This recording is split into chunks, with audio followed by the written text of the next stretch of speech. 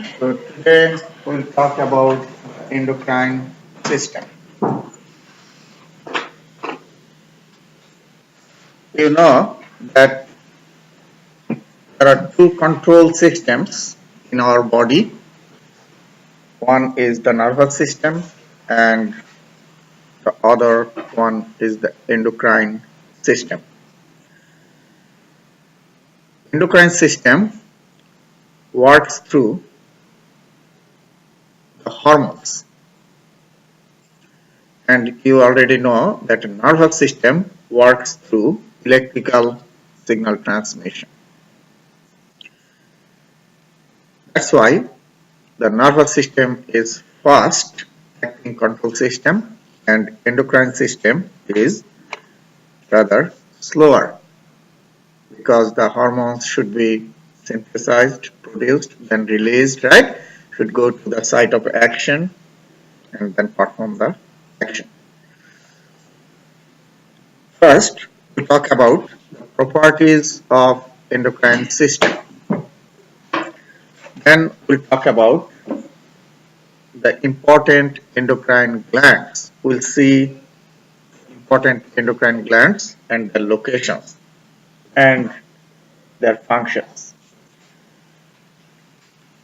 And we'll talk about the hypothalamus and the pituitary gland. Pituitary gland is the master gland. It controls the other glands of your body, but pituitary gland is controlled by the hypothalamus. So hypothalamus is very closely connected to the pituitary gland. We'll see how hypothalamus talks to the pituitary gland, connected to the pituitary gland. Pituitary gland has two parts or two lobes, anterior lobe and posterior lobe.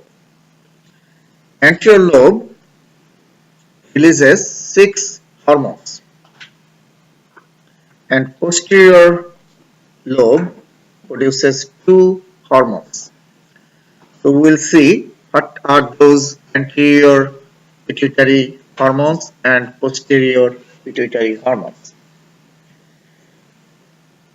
Then we'll talk about the regulation of endocrine secretion, how the secretion of hormone is controlled. Then we'll talk about other endocrine glands and their hormones. So first, the properties of endocrine system. Endocrine system consists of endocrine glands located in different areas of your body. The difference between endocrine and exocrine. We have two types of glands in our body, endocrine glands and exocrine glands. Endocrine glands together form the endocrine system. So if you see how the endocrine glands work, this is a gland, endocrine gland. Okay. Inside the endocrine gland, you have the cells. These cells produce and secrete hormone. And also you have the capillaries, blood vessels inside the gland, right? You have blood vessels everywhere. So what happens in case of endocrine glands, these cells secrete hormone. First, the hormone is released in the interstitial space. Interstitial spaces. That means the spaces in between the cells. Okay? So these cells will first release the hormone in the interstitial spaces. And then what happens, from there, hormone enters into the blood, that means into the capillaries. Okay, from the interstitial space, hormone enters into the blood, and then blood takes the hormone out from the gland and takes it to the site of action of that hormone, where that hormone works, will be taken by the blood. So that's how the endocrine glands work. Now, if you see the exocrine gland,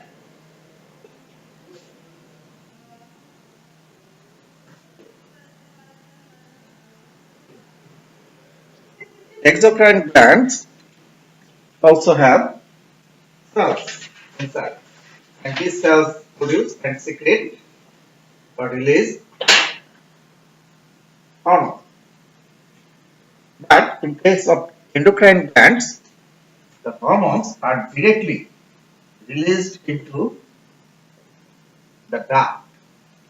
Duct means tube-like structures, right? Tube-like structures, small ducts, larger ducts. So these are the ducts. Okay, and in case of endocrine glands, the hormones will be directly enter into the ducts, and from the duct, it will just get out and will be released around the gland. So you see here, in case of exocrine, the hormone is just released to the outside of the gland, just outside of the gland. So, not too far. Now, if I ask you to tell me few important differences between endocrine and exocrine system. In case of exo, this is endo, hormones, the glands have ducts.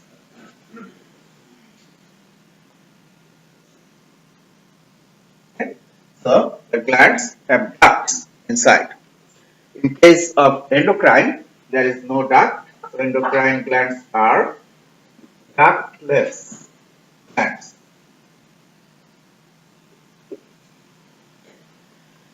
Number two, in case of exocrine, the hormone is released into the ducts.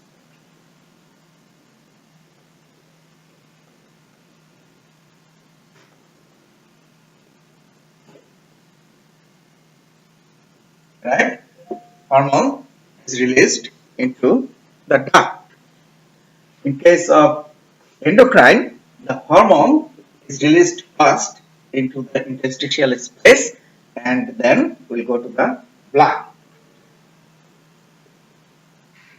You can say released in interstitial spaces and then enter into the blood. Okay. Now you tell me which one should work just around the gland and which one should work far from the gland. This one should work just around the gland, right? Because the duct ends here, just outside of the gland. So the hormone will be released here and will act locally. You can say the hormone acts locally. In case of endocrine, once the hormone enters into the blood, you know that blood circulates throughout the body, right? Everywhere. So, action is generalized, widespread, not local. Another thing you can say, although very similar, that um, site of action is near the gland. Near the gland. In case of endocrine, pituitary hormone is released from the pituitary gland here, right, in the brain, and it can work on the kidneys. So, far from the gland.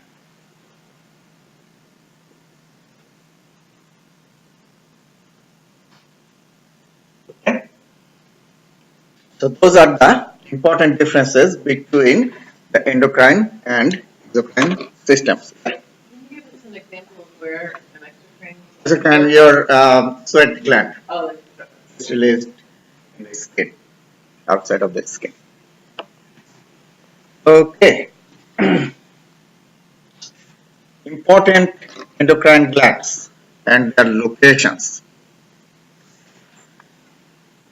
First, if we start from the head, in your brain, you have two important glands. One is the pituitary gland, which is also called as a master gland, and another is the pineal gland. Pituitary and pineal both start with P. Pituitary controls other endocrine glands of our body. Pineal gland has a couple of important functions I mentioned before. One is circadian rhythm. Day-night cycle is controlled by the pineal gland. Circadian rhythm. Another is synthesis of melatonin. So, circadian rhythm and synthesis of melatonin.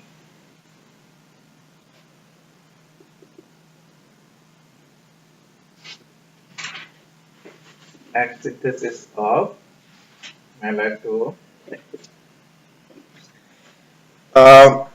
Melatonin has a couple of functions. One is it regulates sleep, and another is stimulates the melanocytes to produce pigment melanin. If you go down in the front of the lower part of the neck, you have the thyroid gland. If you see the thyroid gland, it has two lobes. Thyroid gland has two lobes like this, connected by an isthmus.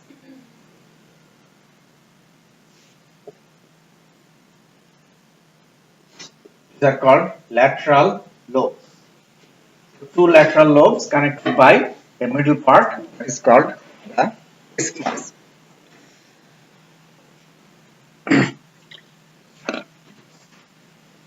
If you go further down, if you see the back of the thyroid gland, there are 4 to 8 small glands are attached to the back of the thyroid lobes. If this is the thyroid gland, if you look from the back, there are 4 to 8 tiny glands attached to the back. Those are the parathyroid glands. Thyroid gland regulates the metabolic activities or metabolism of your body. That's the main function of the thyroid. Parathyroid glands regulate the calcium in the blood.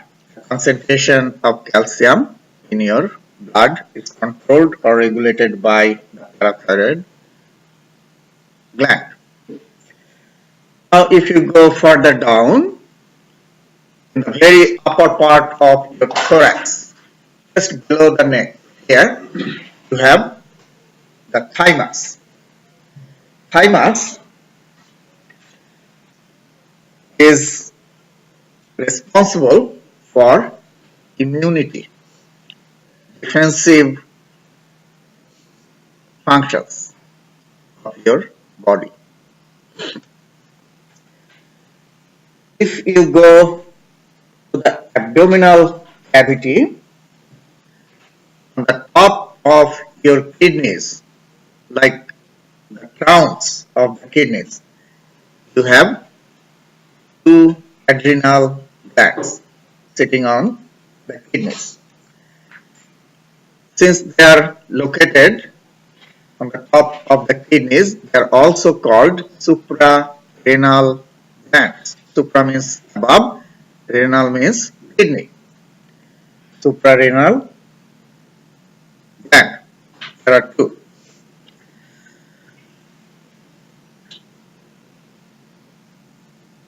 Adrenal gland performs a number of very important functions. We will talk about those functions later. Another important gland in your abdominal cavity is the pancreas. Pancreas is a mixed type gland. Pancreas is a mixed type gland. Why we say it is a mixed type gland? Because pancreas has both endocrine and exocrine parts. Pancreas has both endocrine and exocrine parts. Make sense? That's why it is a mixed type of gland. The endocrine part of pancreas is called the pancreatic islets. The endocrine part is the pancreatic islet. Pancreas performs two very important functions. One is regulation of blood sugar, blood glucose.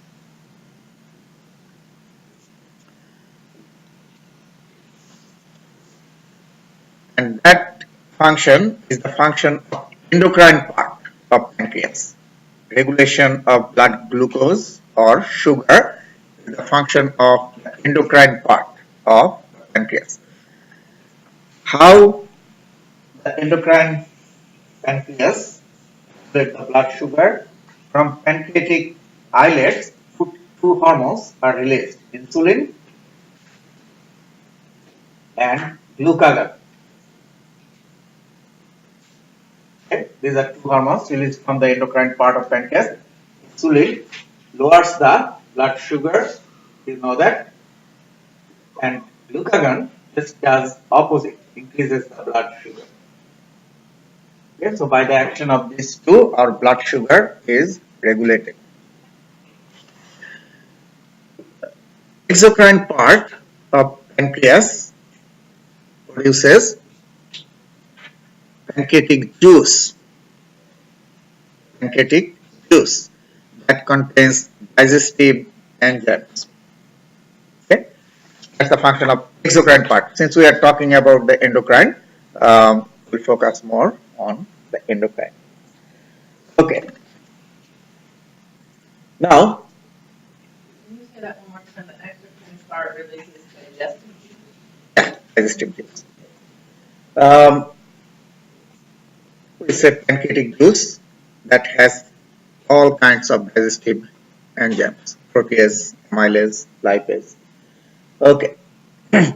Now, if you go further down, in male body, we have male gonads, testes, female body, we have female gonads, ovaries. Testes and ovaries perform very important functions. Number one, you all know the production of sex cells. In case of male, sperm; in case of female, ovum or egg. But that's not the endocrine function. The endocrine function of the gonads is production of sex hormones, In case of male, testosterone, and in case of female, estrogen, progesterone. So sex hormones are produced by the gonads.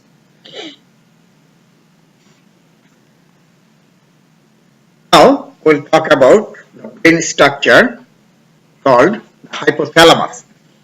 You know that hypothalamus controls the pituitary gland. So the hypothalamus is located just above the pituitary gland in your brain. So this is the pituitary gland and hypothalamus is located just above the pituitary gland. So this is posterior. You know that pituitary has two lobes, anterior and posterior. This is pituitary, posterior lobe of pituitary, and this is the anterior lobe. Okay, and this is the hypothalamus.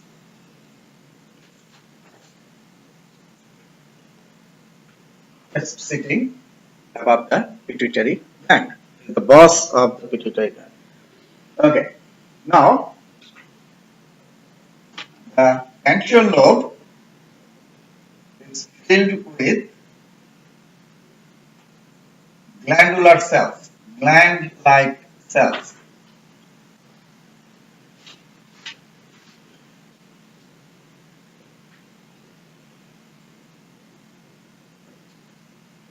And anterior lobe is also called adenohypophysis.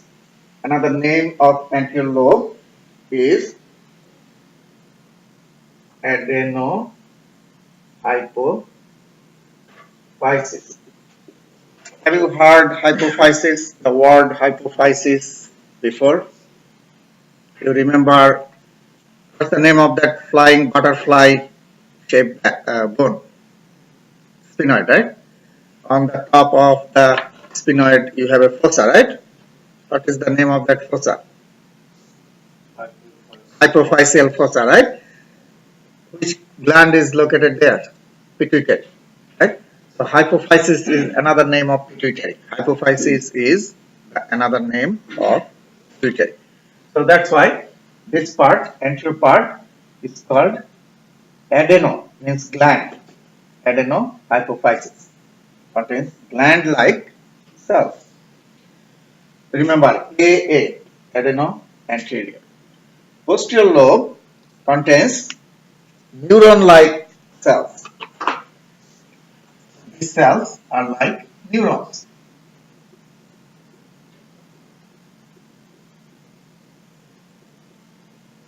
Neuron-like cells.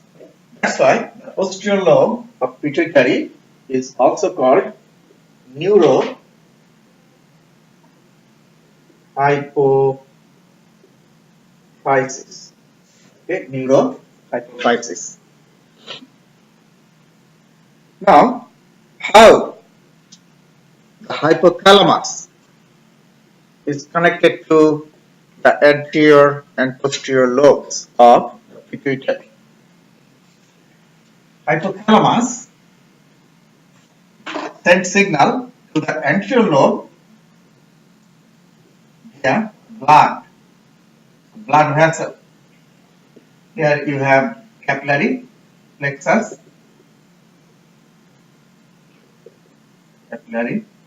and here you have another set of capillary.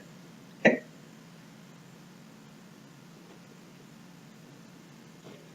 So the hypothalamus releases the hormone here into the capillaries, and then the blood takes that hormone to the anterior pituitary and releases here.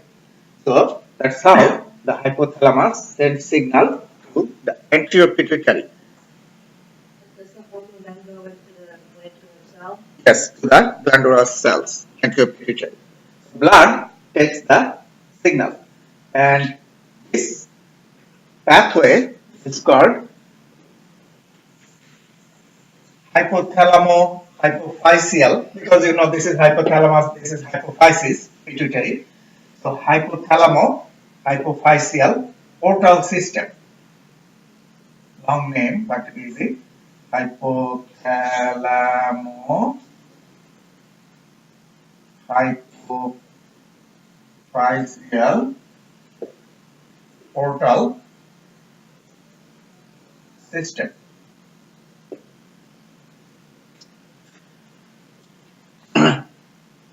When two capillary beds are connected by a blood vessel, just for your information, in your body you have a number of portal systems. Where two capillary beds are connected by a blood vessel, that system is called portal system. So we have one portal system here. Now, hypothalamus sends signal to the posterior pituitary via nerve fibers, axons. Okay. And from the axon terminal, the hormone will be released here. So these are the neurons, and the axons send signal, that means electrical signal, to the posterior pituitary. And the bundle of these axons is a tract. You know that bundle of fibers is called a tract, right? So this is the hypothalamo-hypophyseal tract. Same way, hypothalamo-hypophyseal tract. Okay. Hypothalamo-hypophyseal tract is the bundle of fibers or bundle of axons.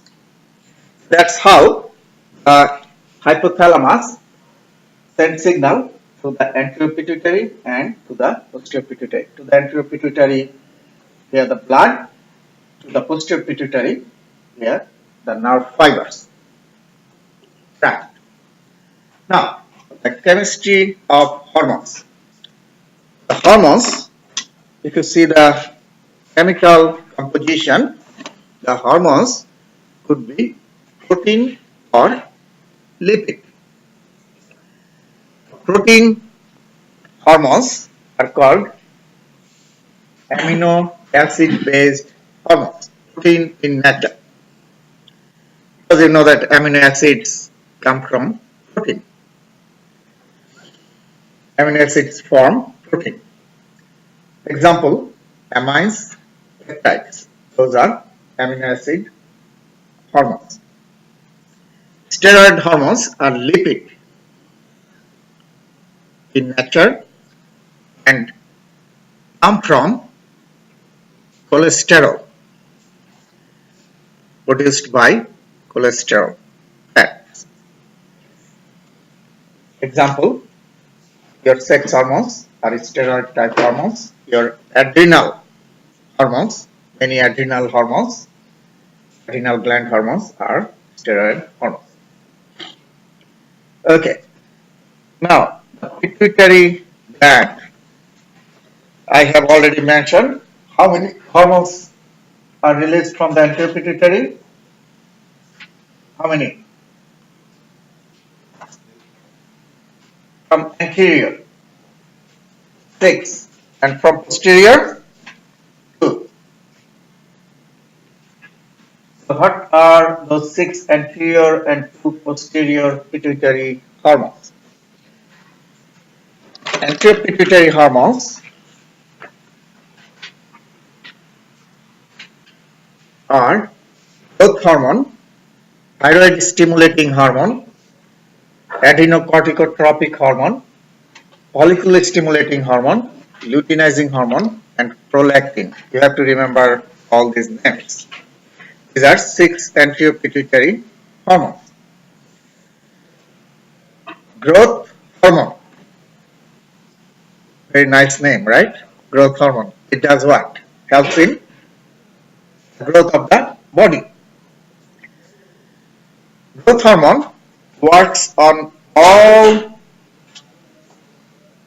types of tissues in your body, but its action is more on two types of tissues: skeletal muscles and the bones. And you know that by the growth of bones and skeletal muscles, mainly the body grows, right?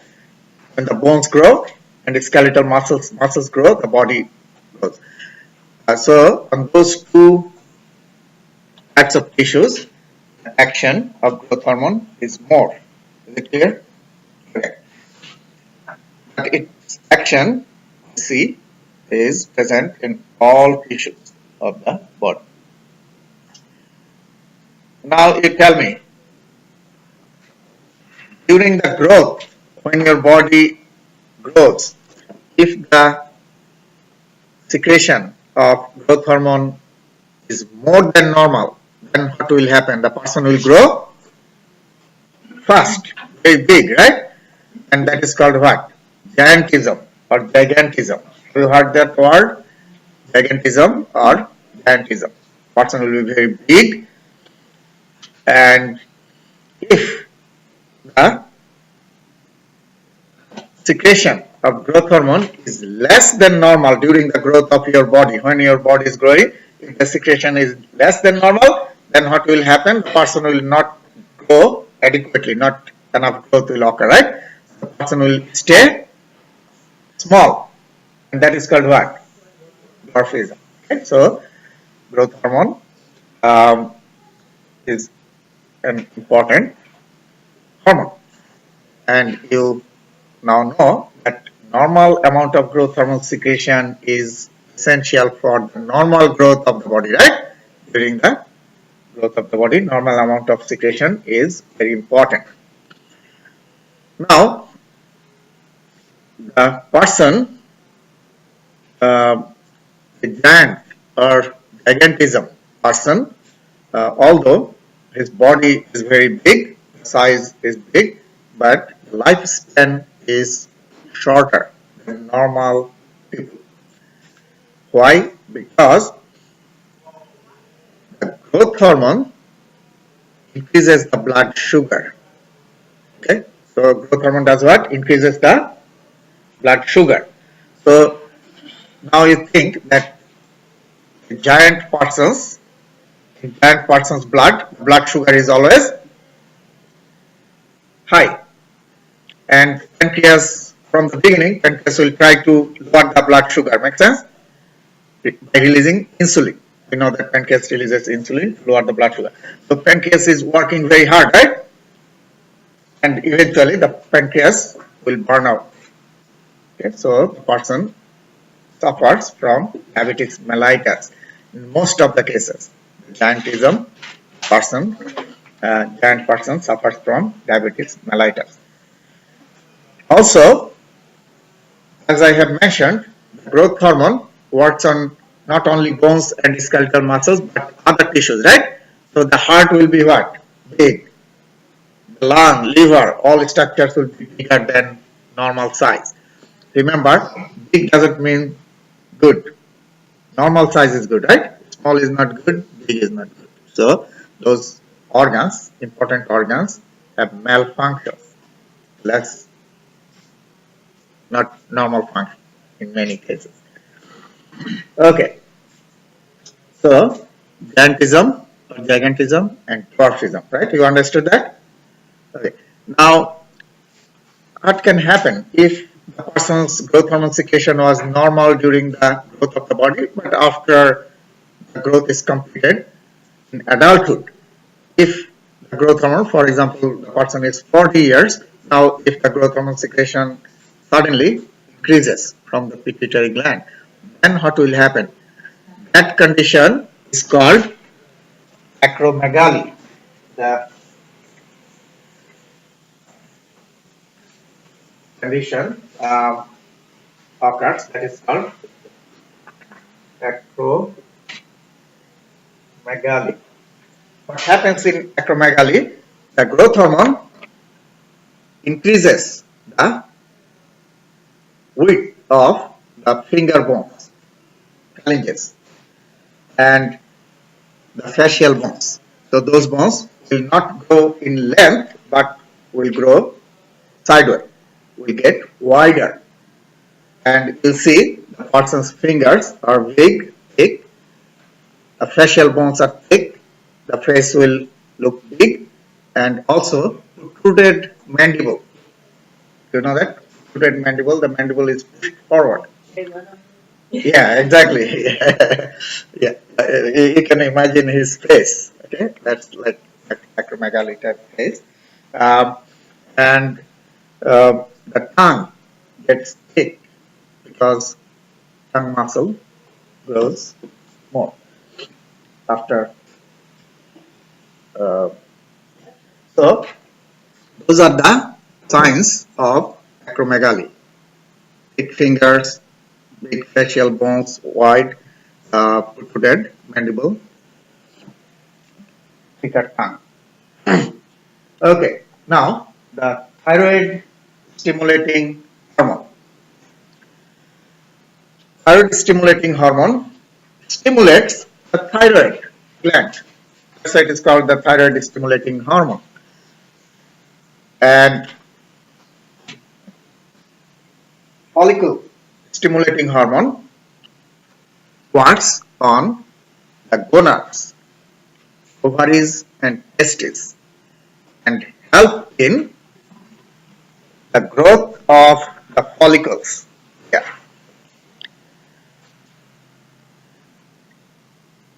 Luteinizing hormone. Luteinizing hormone causes ovulation, the rupture of the follicle and release of the egg or ovum from the ovary.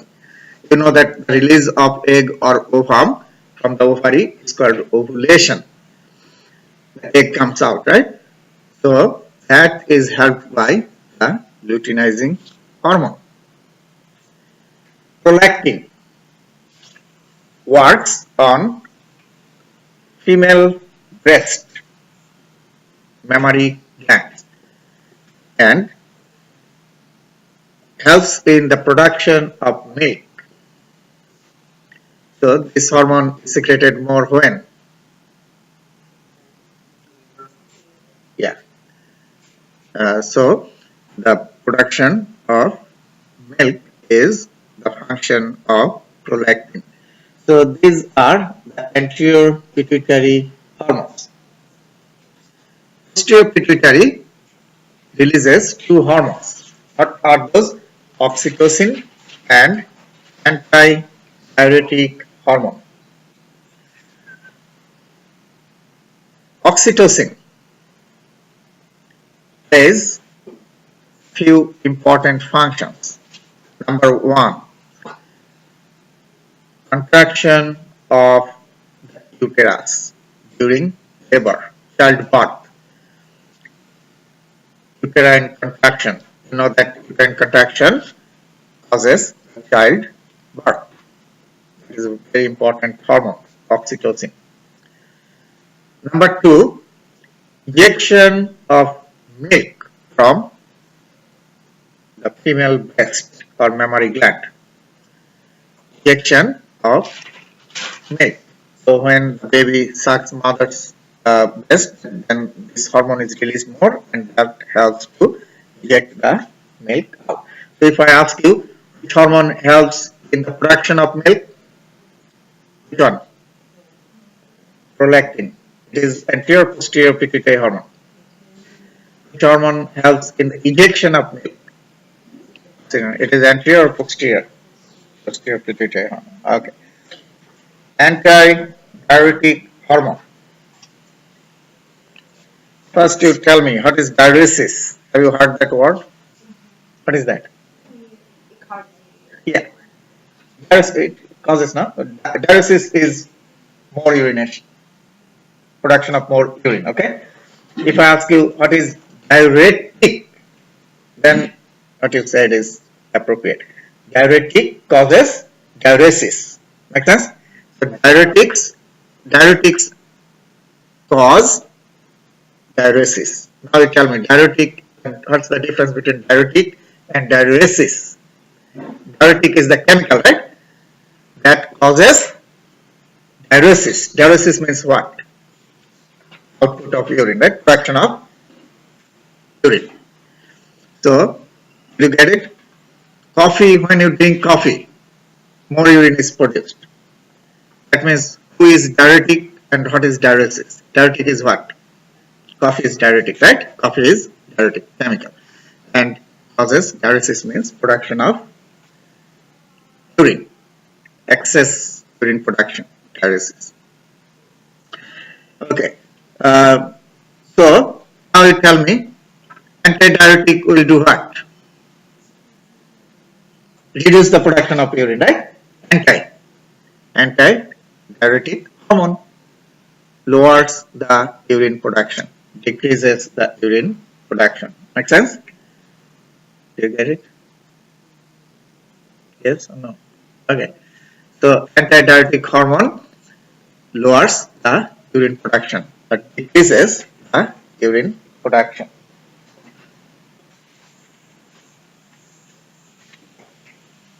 I don't think you went over adrenocorticotropic, Adrenocorticotropic is an anterior pituitary hormone. Its name is telling you it will work on the adrenal gland, and adrenal gland has two parts. It's inside the adrenal gland. We'll talk about this later. Cortex is the outer part, and this hormone, ACTH, adrenocortico, right? It is telling you it will work on which part of the adrenal gland? Cortical part, cortex. That's why it is called adrenocorticotropic hormone, and releases the hormones from there. Okay. So antidiuretic hormone should work on which organ to lower the urinary outputs? Kidneys, right? Because we know that kidneys produce urine. So inside the kidney you have nephrons, tube, very small microtubules. And this is the last part of the nephron, and antidiuretic hormone comes from the pituitary gland and works on the last part of the nephron and does what? Takes the water back into the body. Takes the water back into the body. So less water will get out. Lower the urine production. Decrease the production of urine. Okay, what's on the last part of the nephron? The nephron inside the kidney and takes the water back into the body. Now you tell me, if I block the action of antidiuretic hormone, then what will happen? Water will not be taken back into the body. Make sense? Water will stay here and will get out as urine. Make sense? So you know the medicine, sometimes if the blood pressure increases and you take the patient to emergency or urgent care, they will give the medicine that will produce more urine and will lower the blood pressure. You know that, right? Classic or furosemide is given to do what? To block the antidiuretic hormone. So water will not be taken back into the body, will get out the kidney. Will lower the blood volume, will lower the blood pressure. We have talked about gigantism, dwarfism, acromegaly. Okay. This picture, the lower one, is a famous picture. When I was a student, like many years ago, in our textbook we had this picture, and this guy, the giant guy, he is from East St. Louis. You know that? If you go there, you'll see there is a statue where he used to live. So it's a very famous picture in many textbooks. This picture has been used. Regulation of secretion of hormones. Endocrine secretion, just know that, is regulated by negative feedback mechanism. Example, how the negative feedback mechanism works. You know that hypothalamus sends signal to the pituitary releases the hormone, and that hormone works on the gland. Example, hypothalamus releases the thyrotropin hormone, uh, thyroid releasing hormone, TRH, thyroid releasing hormone, and that hormone will go to anteropituitary and will release the thyroid stimulating hormone, TSH, will work on the thyroid gland. The thyroid gland will release the thyroid hormones. And when the thyroid gland will release thyroid hormones in the blood, the thyroid hormone concentration will go up, right? And when it will reach to the optimum level, highest concentration that should be in the blood, and then negative signal will go to hypothalamus as well as the pituitary gland, shown by the broken line, and will inhibit the hypothalamus and pituitary, so they will not release the hormones, and thyroid gland will stop releasing the thyroid hormones. So that's the negative inhibiting the hypothalamus and anterior pituitary. That's how the endocrine secretion is controlled. Okay, I will talk about the thyroid gland. Thyroid gland has how many lobes? Two, connected by an isthmus that I have shown you already. So if you see inside the thyroid gland or lobe, what you'll see many finger-like structures, heavily packed, and these are called follicles. So lobes are filled with follicles. And inside the follicle, you have protein.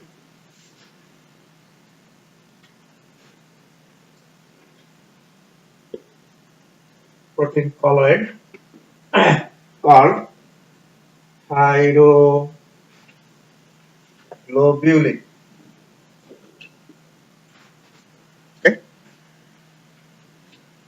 And this protein is formed by the amino acids called tyrosine. Tyrosine is the amino acid produce the protein. Okay, name of the amino acid is tyrosine. Okay. Now, if you make a cross section, like cut like this size, and take only this part out and see under the microscope how it looks like. It will look like definitely this. So each circle is follicle. In the wall of the follicle,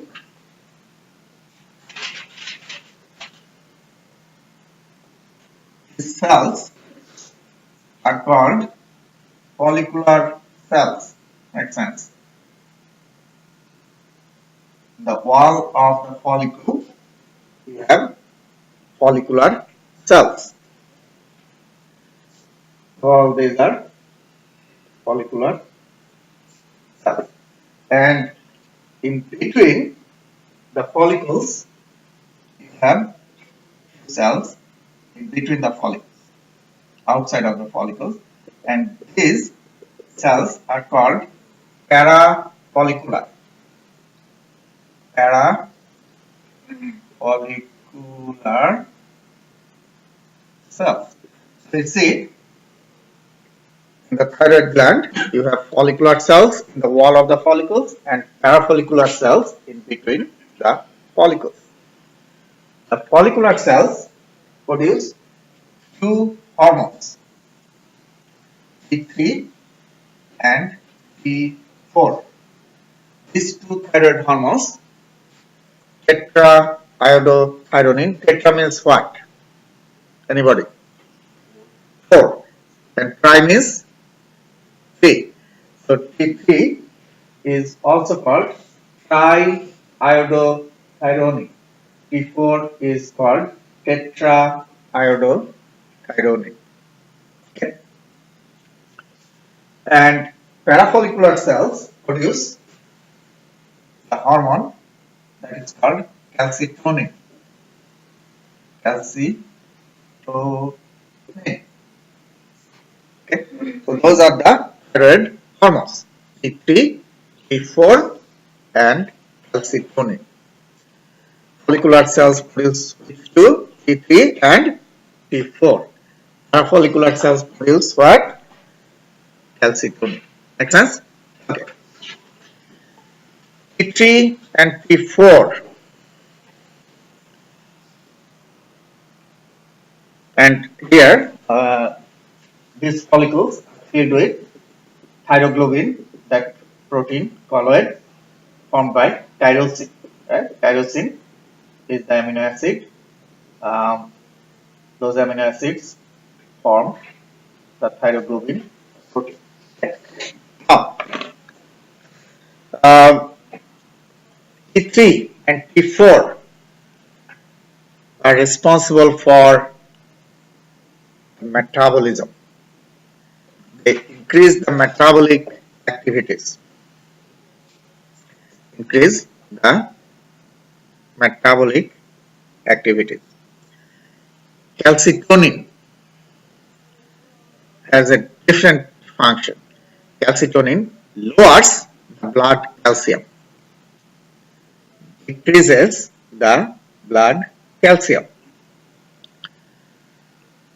Okay. Here you see the thyroid gland, two lateral lobes connected by an isthmus, and you see the histology that I showed you here. Okay.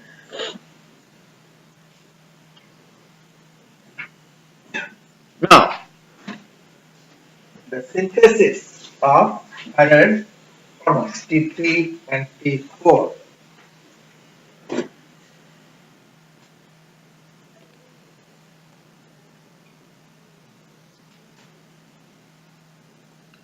Here you just correct this word spelling here. T3 is tri.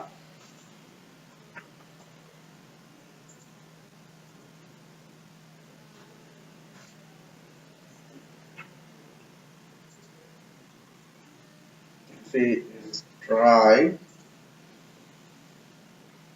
iodothyronine, and T4 is tetraiodothyronine, also called thyroxine. Same thing. Okay. So tetraiodothyronine or thyroxine. T4. Okay. Synthesis of T3 and T4. Just think the name triiodothyronine.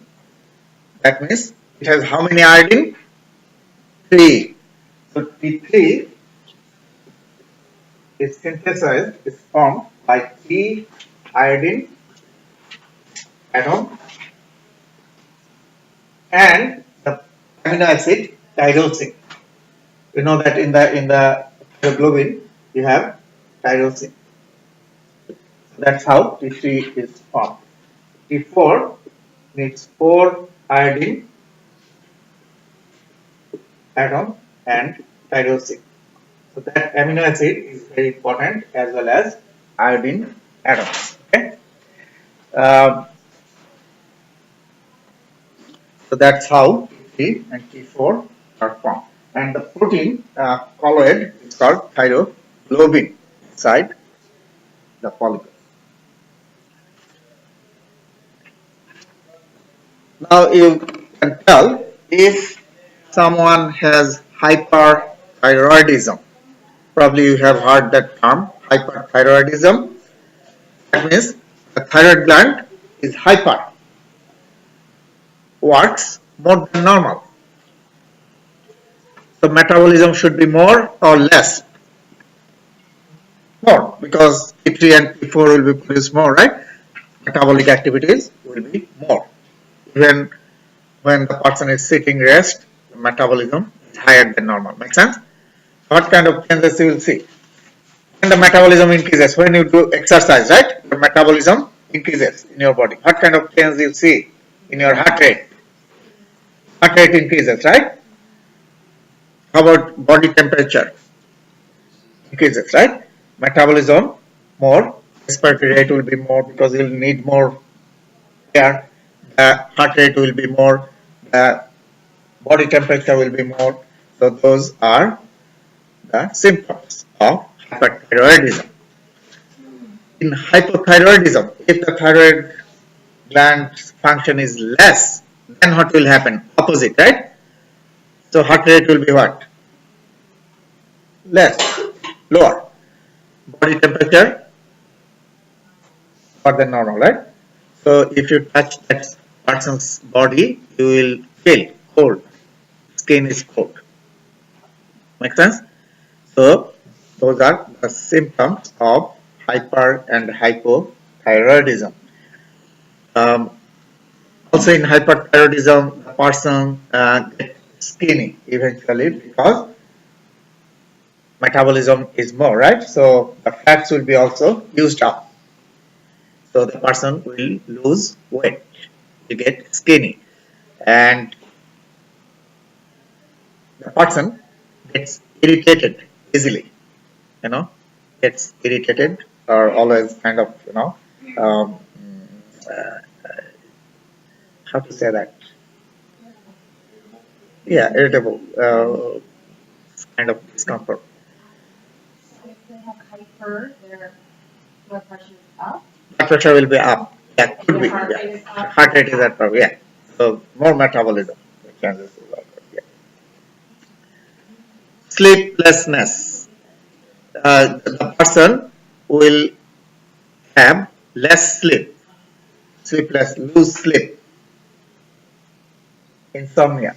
Why is it unfold? Okay, so that is a prolonged hyposecretion can cause a couple of clinical conditions. One is called myxedema, another is called goiter.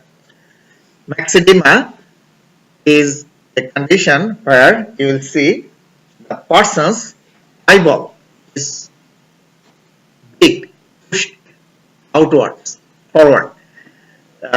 So eyeball looks bigger from outside. Why that happens? Fat accumulates in different locations in the body. Abnormal accumulation of fat occurs, and fat. You did the dissection of eyeball, right? You remember a lot of fat in the back of the eyeball. So more fat will accumulate there and will push the eyeballs forward. So you'll see the eyeballs are coming out. Hypo or hyper? Hypo, hypo. The fat will be accumulated. And that condition also, you'll see the patient's face is soft and puffy. Okay? So that condition is called myxedema. Puffy face, soft, looks like fluid is inside, and the eyeballs are pushed outwards. That is called myxedema.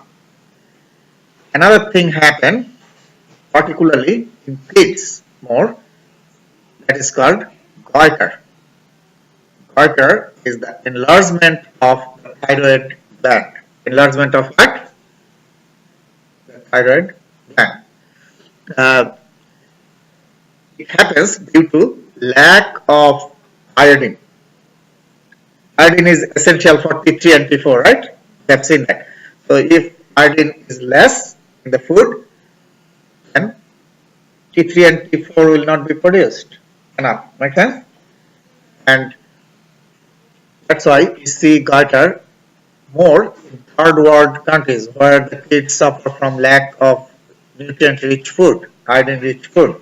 So you will very often see in large thyroid gland if you go to Africa or other third world countries, if you walk, you'll see many kids have goiter. Now the question is, why lack of iodine will cause the enlargement of thyroid gland. You know that. Remember, the thyroid gland is filled with what? These are what? Follicles. Inside the follicles, you have the protein, right? Thyroglobin, colloid, and that protein contains tyrosine. And tyrosine binds with iodine, right? To produce T3 or T4. Now, if iodine is not present, then what will happen? Tyrosine will not be used up, right? Will not be used to produce T3 and T4 because there is no iodine. So, what will happen? Tyrosine will accumulate. The amino acid will accumulate inside the follicles, will produce more and more protein there. So, the follicles will get bigger, fat.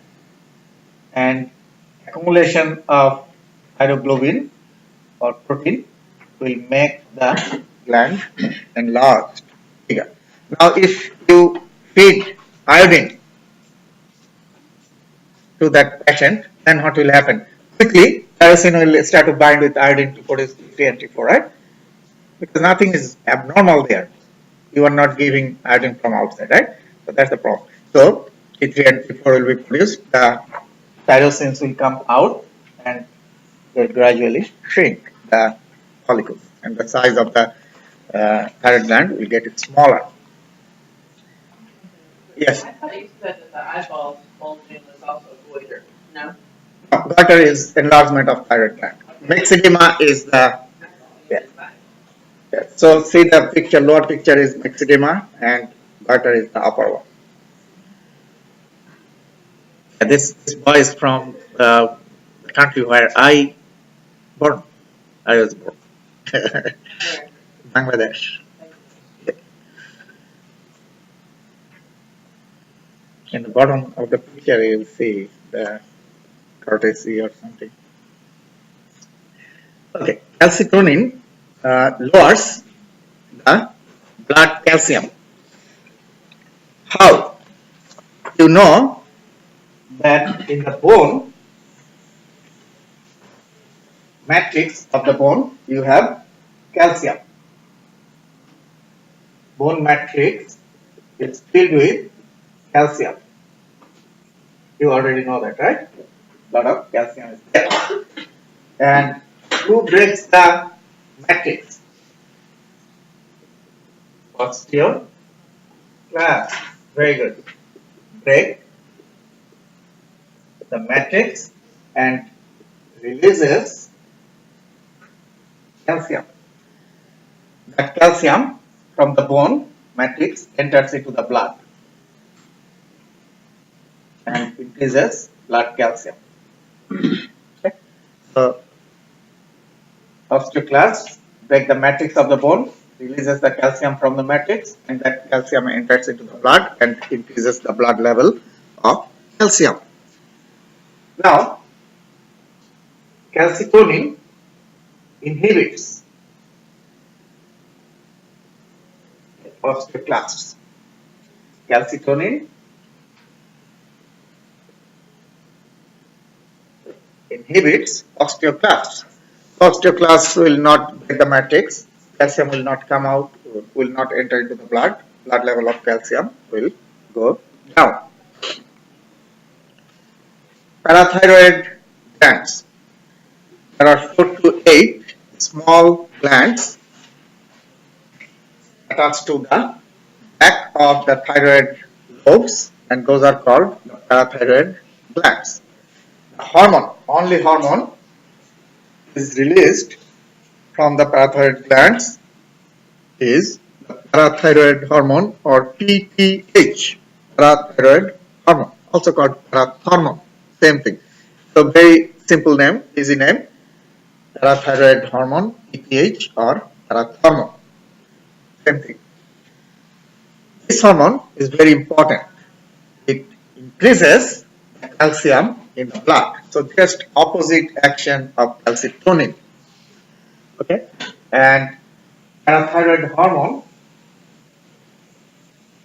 increases calcium by working on three areas or three structures. Parathyroid hormone works on bones, works on kidneys, and works on intestine. On these three structures to do what? To increase the calcium in the blood. In the bones, you already know, in the bones will work opposite of calcitonin. That means stimulate osteoclasts. Calcitonin inhibits, right? And parathyroid hormone does what? Stimulates. If you stimulate the osteoclast, they love to do what? Osteoclasts love to do what? Break the matrix, right? Of the bone. They will break more. More calcium will be released. Blood level of calcium will go up. Make sense? So that is number one, working on the bones. Kidneys. Just simply think and tell me. This is a very simple way. Parathyroid hormone should let the calcium get out with the urine or will keep the calcium, preserve the calcium. Everybody should be able to. What's the action of parathyroid hormone? Increases calcium. So should it let it get out or keep it? Keep it. Make sense? So it will retain the calcium. We also use the term reabsorbs. Retention or reabsorption.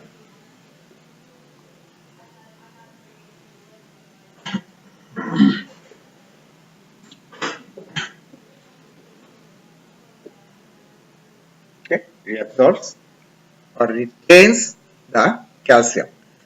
Calcium will not get out with urine. The blood level of calcium will increase. On intestine, it doesn't work directly. How it works? It parathyroid hormone activates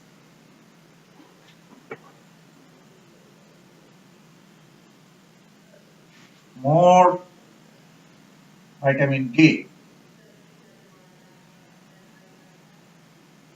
The parathyroid hormone activates the vitamin D. And what's the function of vitamin D? Absorption of calcium from the food in your intestine. So more active vitamin D means more absorption of calcium from the food. Make sense? So blood level of calcium will go up. So increases the absorption of vitamin D, increases absorption of calcium from the food you eat. Okay. So those are the three ways the parathyroid hormone increases the blood level of calcium. So you have to keep in your head to understand what's the action, right? Action is increasing the calcium in the blood. Yes. So does calcitonin also work in all those areas, or does it just hit the osteoclast? Calcitonin works on the bones as well as on the kidneys, But not on the not activation of vitamin D, but the main action is on the bone. Here you see the back of the thyroid lobes. Those are the parathyroid glands. Just to know that 4 to 18 number. Here you see three structures: bone, kidney, and intestine.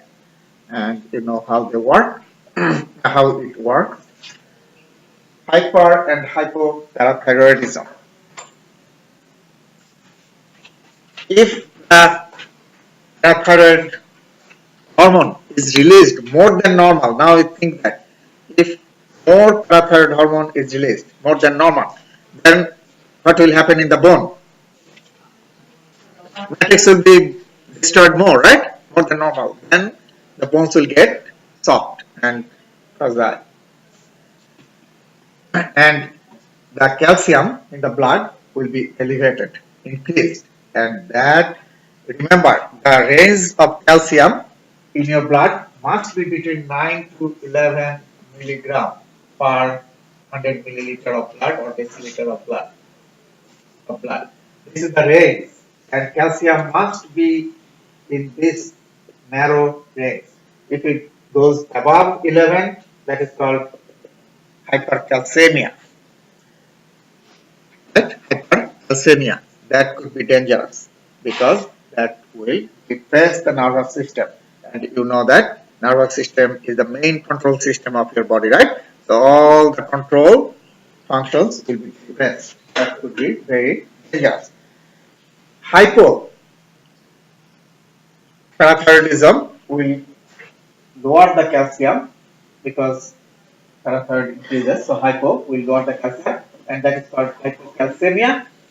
That is also dangerous. Both hypercalcemia and hypocalcemia are dangerous. Hypocalcemia will cause tetany, convulsion, okay, respiratory paralysis of the respiratory muscles, and it may cause death. Right? If respiratory muscles are paralyzed, you will not be able to breathe. Yes. Tetany is the convulsion, seizure. Have you seen tetany patient shaking, convulsion? You give them calcium and that'll help them out. Yeah, definitely.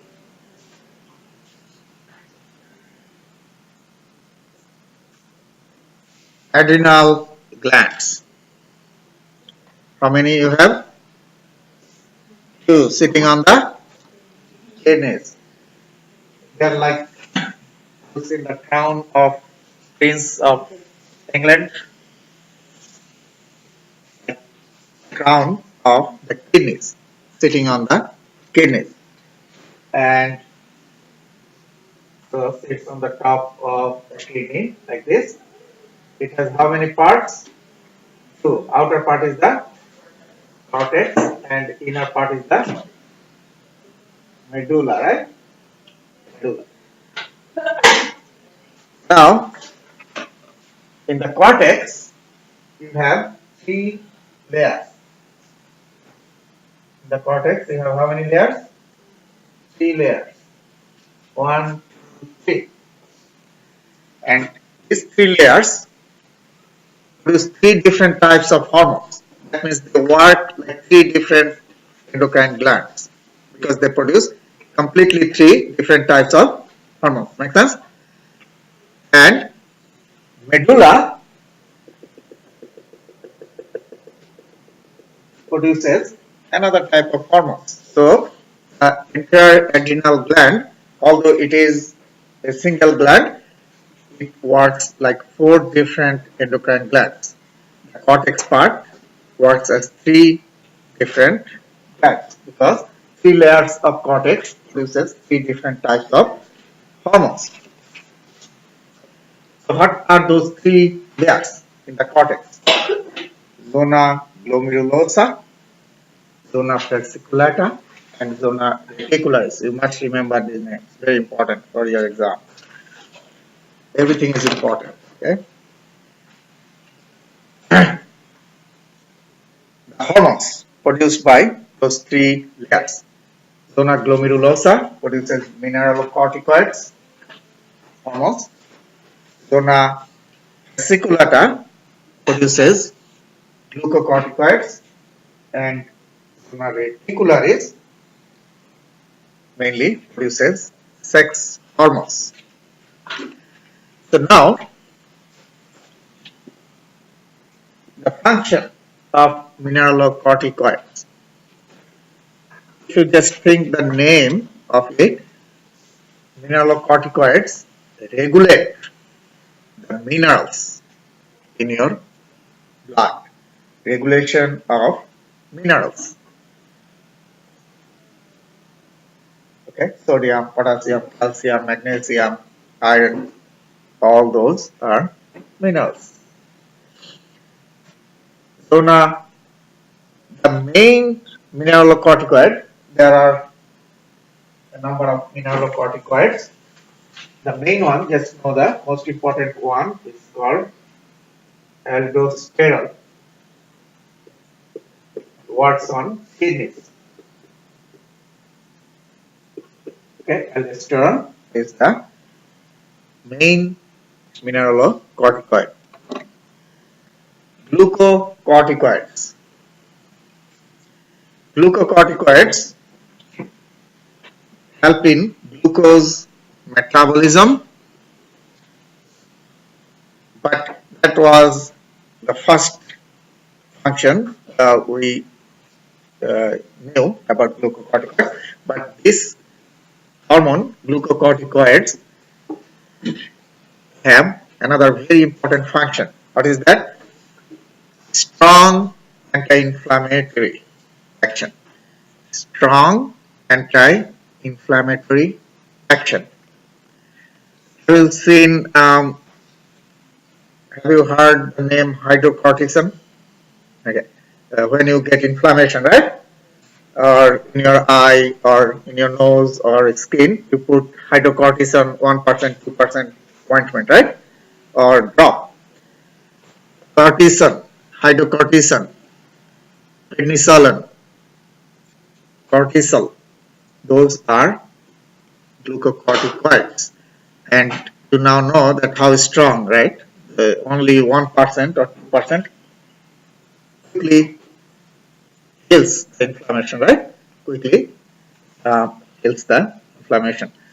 So those are glucocorticoids.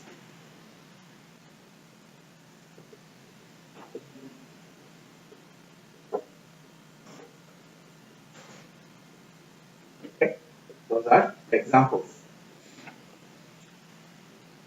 Zona reticularis mainly produces sex hormones, androgen, and from androgen testosterone as well as estrogen, progesterone.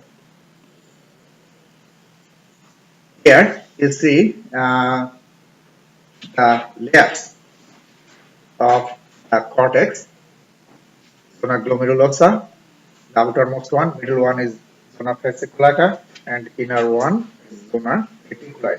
And then adrenal medulla. Medulla is filled with the sympathetic neurons.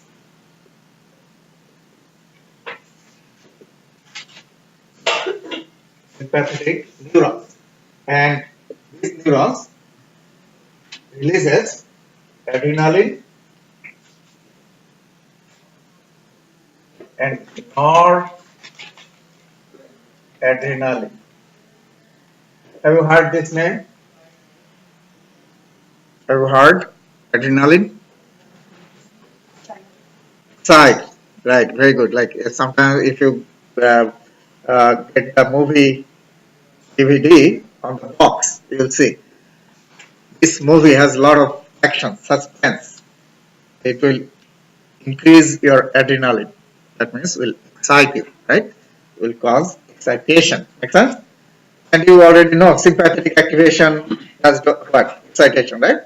So sympathetic type neurons, that's why I said, will release adrenaline, noradrenaline, and will cause the excitement.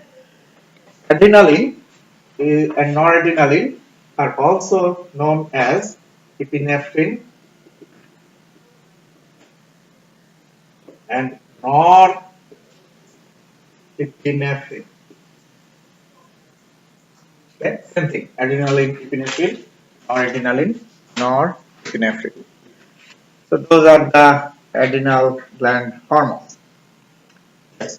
Does the norepinephrine, noradrenaline have the same kind of action? Same kind of action. Same kind of, yeah. Very, very similar. Hypersecretion of glucocorticoids can cause Cushing syndrome. Let's know the symptoms of Cushing syndrome. I'll mention just a couple of those. Moon face. The face is round, like full moon. Round face, like a full moon. That is called moon face. Buffalo hump in the back of the neck and shoulder, a lot of fat accumulates. That is called buffalo hump. And another is acne, spots all over the body, dark spots on the skin. Hyposecretion of glucocorticoids causes Cushing syndrome. Cushing syndrome, just know that strong hypotension, lower blood pressure.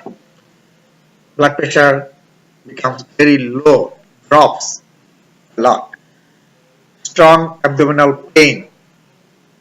Those are the symptoms of additions. Sorry, I was talking about Addison's disease, not Cushing syndrome. Cushing syndrome, those three. Moon face, buffalo hump, and acne. You see in the left side before Cushing syndrome and after Cushing syndrome. Addison's disease, strong hypertension and strong abdominal pain. Those are common. Gonads, ovaries, and testes, and strong hypotension and pain, abdominal pain. Sex hormones perform few important functions. Number one, sex hormones help in the growth of reproductive organs. Number one, growth of reproductive organs. Number two, production of sex cells, sperm and ova. Number three, secondary sex characteristics. Just write it down. Secondary sex characteristics are the characteristics by looking those we can separate a male and a female externally from outside. For example, in male, facial hair, right? Adam's apple, deep voice, skeletal muscles, prominence, broader shoulder, those are male secondary sex characteristics. And another function of sex hormones is sexual behavior and drive. So those four functions are important functions of sex hormones. Got it? Okay. So that's all.